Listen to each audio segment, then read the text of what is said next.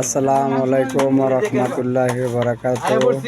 ঈদের উপলক্ষে আমাদের দেখেন রান্না বাড়ার আয়োজন হইতেছে। দেখেন বিদেশ বাতি যারা যারা আছো তারা আইও। উড়ের মাংস খাইবা, উড়ের মাংস, উটের মাংস দিয়ে দেখেন দাওয়াত সবার রইল। বাংলাদেশের প্রবাসী যারা আইতেন চাইতেছেন তাড়াতাড়ি আইয়েন, জলদি আইয়েন, কোনো অভাব নাই। এনে টাকা থাকলে কোনো সমস্যা নেই। আইয়েন, নিজে ফাঁক করে খাইবেন, অনেক ভালো লাগবে। সবার থেকে অনেক ভালো লাগবে। এই যে কালকে একটা ঈদের দিন কি একটা আনন্দ লাগতেছে। আমরা কালকে সকালে বুঝলাম যে কত আনন্দ, কত আনন্দ কালকে বুঝলাম। যার যার কম্বলের তলে থাকিয়া চোখের পানি দিয়ে জড়াইব, এটি আনন্দ। আমরা নামাজ পড়ানোর পরে আর কি কমু বলার কিছু নাই। সবাই ভালো থাকবেন।